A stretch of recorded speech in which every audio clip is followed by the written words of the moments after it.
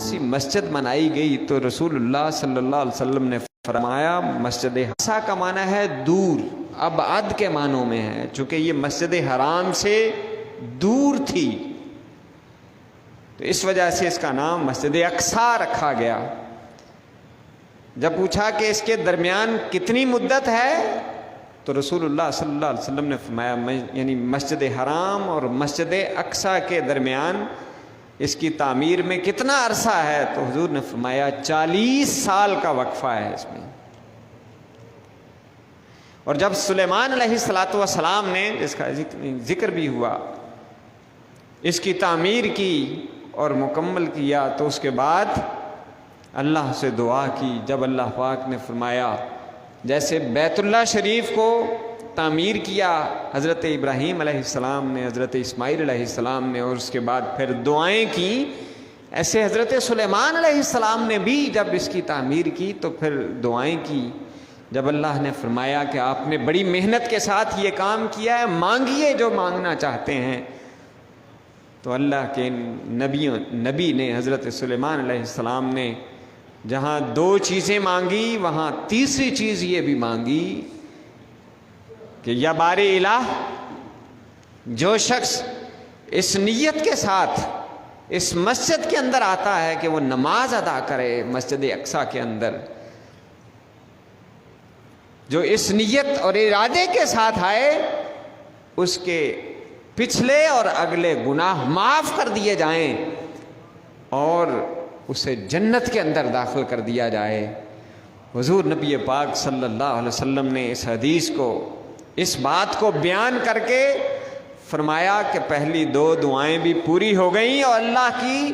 رحمت سے اور فضل سے یہ امید ہے کہ یہ تیسری دعا بھی اللہ رب العزت نے قبول فرما لی کہ جو شخص مسجد اقصی کے اندر نماز کی نیت کے ساتھ جاتا ہے اور نماز ادا کرتا ہے، اس کے گناہ معاف ہو جاتے ہیں اور اسے جنت کی بھی خوشخبری اور بشارت مل جاتی ہے۔ یہ وہ مسجد اقصی ہے کہ جس کو اللہ رب العزت نے فضیلت عطا فرمائی ہے اور اس سرزمین کو باعث برکت بنایا ہے، لیکن اس برکت کا اور اس اعزاز کا اگر ہم دیکھیں تو سب سے پہلے حضرت عمر فاروق رضی اللہ تعالی عنہ نے اپنے دور حکومت کے اندر اس سرزمین فلسطین کو فتح کیا تھا، اور کس طرح سے فتح کیا تھا کہ ایک جان بھی ضائع نہیں ہوئی تھی، کہ اطاعت گزاری قبول کی گئی، شرط یہ لگائی گئی کہ امیر المومنین خود آئیں، خلیفۃ المسلمین خلیفہ ثانی عمر فاروق رضی اللہ تعالیٰ عنہ خود آئیں۔ حضرت عمرو بن العاص رضی اللہ تعالیٰ عنہ اس وقت جرنیل تھے کہ جو اسلامی سپاہ کے سپہ سالار تھے، انہوں نے خط بھیجا، آپ نے مشاورت کی اور پھر اپنے غلام کے ساتھ آپ اس سرزمین کی طرف نکلے،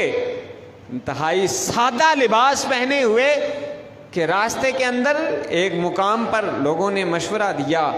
کہ آپ بہترین ترکی گھوڑا اپنی سواری کے طور پر لیں، یہ اونٹ کے اوپر آپ سوار ہیں، اس سے اسلام کی آپ کی شان و شوکت میں اضافہ ہوگا۔ عام لباس پہنا ہوا تھا جس کو پیوند بھی لگے ہوئے تھے، اس کو دھلوایا، دوبارہ پہنا۔ لوگوں نے کہا کہ آپ سفید لباس پہنے، اچھا لباس پہنے۔ فرمایا کہ ہمیں جو عزت اور وقار، جو یہ مقام ملا ہے، یہ لباس کی وجہ سے نہیں ملا، یہ اسلام کی وجہ سے ملا ہے۔ آپ نے اسی سواری کے اوپر، اسی لباس کے اندر جب وہاں پر ورود فرمایا، آپ تشریف لائے، اور آپ کی یہ حالت دیکھ کر کہ اتنا ان کا رعب اور دبدبا کہ جس کا نام سن کر ہی کیسر و کسریٰ جو ہیں وہ ہل جائیں، ان کی سادگی کا یہ عالم ہے کہ ایک عام سواری کے اوپر عام لباس پہن کر خلیفۃ الوقت جو ہیں وہ آ رہے ہیں، اور جب اپنے ان سپہ سالاروں کو کچھ روایات آتی ہیں کہ کچھ سپہ سالار آگے بڑھ کر ملنے کے لیے آئے، ان کو زرق برق لباس میں دیکھ کر سیدنا عمر فاروق رضی اللہ تعالیٰ عنہ طیش میں آ گئے اور فرمایا کہ اگر اسی حالت کے اندر تم رہے تو پھر سال 2 سال تک ہی تمہاری یہ سلطنت قائم رہ سکتی ہے، اس سے زیادہ نہیں رہ سکتی۔ انہوں نے اپنی پوشاکوں کے نیچے اپنے اوزار سجائے ہوئے دکھائے تو پھر کچھ تھوڑا سا انہیں حوصلہ ہوا۔ یہ وہ بنیادی چیز ہے کہ جس کی آج ہمیں ضرورت ہے۔ جب سے ہم نے اس جذبہ جہاد اور جہاد کی تعلیم کو پس پشت ڈال دیا ہے اور صرف امن امن امن، پیس پیس پیس، ٹالرنس ٹالرنس، اس کی رٹ لگا دی ہے، اس وقت سے ہماری کشمیر کے اندر دیکھ لیں یہی حالت ہے، افغانستان کے اندر کیا ہوا، عراق کے ساتھ کیا ہوا، شام، لبنان، اردن، فلسطین، یہ علاقہ کیا منظر پیش کر رہا ہے۔ امن اس وقت ہوتا ہے کہ جب کسی کو ظلم کا نشانہ نہ بنایا جائے، امن اس وقت ہوتا ہے کہ جب بے گناہ بچوں کو، معصوم بچوں کو شہید نہ کیا جائے، جب عورتوں کی عصمت دری نہ ہو، اس وقت امن کی بات ہوتی ہے۔ اور جب یہ کیفیت ہو کہ جو اس وقت ہے، اگرچہ میں نے عرض کیا کہ اب اپنے عزائم جس حد تک پورا کرنا چاہتے تھے کر کے، آج کی تازہ خبر یہ ہے کہ انہوں نے جنگ بندی کا اعلان کر دیا ہے، لیکن میں نے عرض کیا کہ یہ وقفے ہوتے ہیں، یہ اسٹریٹجی ہوتی ہے کہ جب مسلمان ایک ایسی حالت تک پہنچ رہے ہیں کہ اب ہو سکتا ہے ان کے اندر اتحاد کی کیفیت پیدا ہو جائے، اب ہو سکتا ہے کہ ان کا الگ سے اسلامی بلاک بن جائے، تو پھر وہ وقفہ کر لیتے ہیں، روک لیتے ہیں، اپنے عزائم کو کچھ تاخیر دے دیتے ہیں۔ یہ باتیں ہم نہیں سمجھتے۔ اس حوالے سے ہمیں آگاہی پیدا کرنی چاہیے کہ اس وقت جو دنیا کے اندر جو کچھ ہو رہا ہے، اتنی زیادہ اکثریت ہونے کے باوجود، اتنی زیادہ قوت اور طاقت ہونے کے باوجود، عددی اکثریت ہونے کے باوجود مسلمان قسم پرسی کی حالت میں ہیں، اور الحمدللہ ایسی کوئی بات نہیں کہ ہم کمزور ہوں، لیکن ہمارے اندر جو کمی ہے وہ اتحاد کی ہے، ہمارے اندر جو کمی ہے وہ پلاننگ کی ہے، ہمارے اندر جو کمی ہے وہ لیڈرشپ کی ہے، ہمارے اندر جو کوتاہی ہے، جو سستی ہے، وہ ان وجوہات کی وجہ سے ہے کہ جیسے علامہ اقبال نے کہا تھا، ہم نے ابھی عید منائی ہے، وہ کہتے ہیں کہ عید آزاداں شکوہ ملک و دین، یہ عید جو ہوتی ہے نا، یہ اکٹھ ہوتا ہے، اجتماع ہوتا ہے مسلمانوں کا، یہ جس کی جگہ پر بختر بند گاڑیاں موجود ہیں، ان چیزوں کو خود سے منا کر تیار کر کے دوسروں کی احتیاجی ختم کی جائے، پھر ہم ایک علل اعلان اور آزاد ریاست کے طور پر اپنے آپ کو منوا رہے ہیں۔ جب ہم نے کچھ چیزیں دوسروں سے خریدنی ہیں اور وہ بھی اپنی شرائط کے اوپر دیں گے، تو پھر خاک ہمارے اندر جرأت آئے گی کہ ہم اعلان کر سکیں۔ لیکن اس کے باوجود آپ غور کریں کہ محدود سی آبادی ہے اسرائیل کی، یہودیوں کی تعداد کچھ لاکھ ہے، اور اس کے مقابلے میں مسلمان کتنے ہیں، کتنی زیادہ ریاستیں ہیں، کتنے زیادہ آزاد ممالک ہیں جو اپنے آپ کو آزاد کہتے ہیں، لیکن OIC نے صرف اور صرف ایک مذمتی قرارداد پیش کر کے کیا گل کھلایا ہے، کیا اس کا کیا کردار ہے؟ جس طرح سے بھارت کے اندر، انڈیا کے اندر کوئی واقعہ پیش آ جاتا ہے اور ہم مذمتی قرارداد پیش کر دیتے ہیں، اس کو کیا فائدہ ہوتا ہے؟ ایسے ہی فلسطین کے اندر اتنا ظلم و ستم ہوا، ہم اگر ایک قرارداد پیش کر کے OIC ایک قرارداد پیش کر کے اگر بیٹھ جاتی ہے تو اس کا کیا نتیجہ نکلتا ہے؟ آپ کے سامنے ہے۔ کل جنرل اسمبلی کے اندر ہمارے وزیر خارجہ نے بڑے اچھے انداز کے ساتھ اپنا موقف پیش کیا ہے، بڑا اچھا میسج دیا ہے، لیکن اس کے حوالے سے عملی اقدامات کرنا انتہائی ضروری ہے۔ اس وقت ضرورت اس امر کی ہے کہ ہم اسلامی ممالک کے اوپر یا خطے کے اعتبار سے ایسے ممالک کہ جو ہمارا ساتھ دینے والے ہیں ان پر مشتمل ایک الگ بلاک بنایا جائے، اور جتنی بھی اسرائیلی مصنوعات ہیں، جتنی بھی امریکہ اور برطانیہ اور یورپین ممالک، فرانس جیسے بدبخت لوگ ہیں، ان کی سب جو پروڈکٹس ہیں جس کو ہم خود خرید کر ان کو مضبوط کرتے ہیں، ان کا مکمل طور پر سرکاری طور پر بائیکاٹ کیا جائے۔ انفرادی طور پر تو ہم اکثر کہتے رہتے ہیں، پھر بھول جاتے ہیں، پھر کوکا کولا بھی چل رہی ہے، پیپسی بھی چل رہی ہے، سارا کچھ، نوڈلز بھی، لیز بھی، سارا کچھ ہمارے بچے استعمال کرتے رہتے ہیں، ہم بھول جاتے ہیں، چند دن کے بعد دیکھنا ہم بھول جائیں گے۔ لیکن اس کے اوپر آپ ایک کام کم از کم جو ہم کر سکتے ہیں، جا کر اپنے گھر میں جو منتھلی آپ چیزیں منگواتے ہیں بچوں کے لیے، گھر کے لیے، راشن کے لیے، ایک چیز نوٹ کریں، ہر وہ چیز کہ جو غیر ملکی ہے، جو اسرائیل کو اس کا فائدہ پہنچتا ہے، چاہے وہ ڈالڈا گھی ہو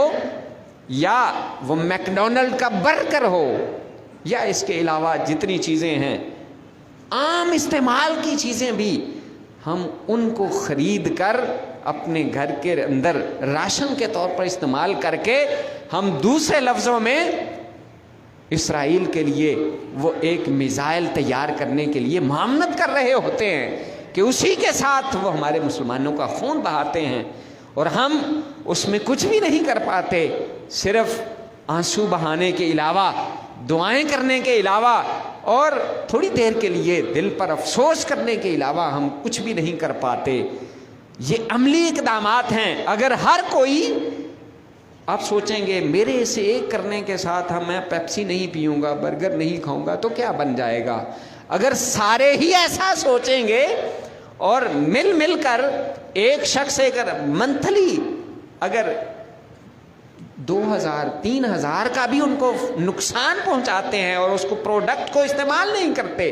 آپ نے دیکھا ہوگا انڈونیشیا کے اندر کچھ ایسے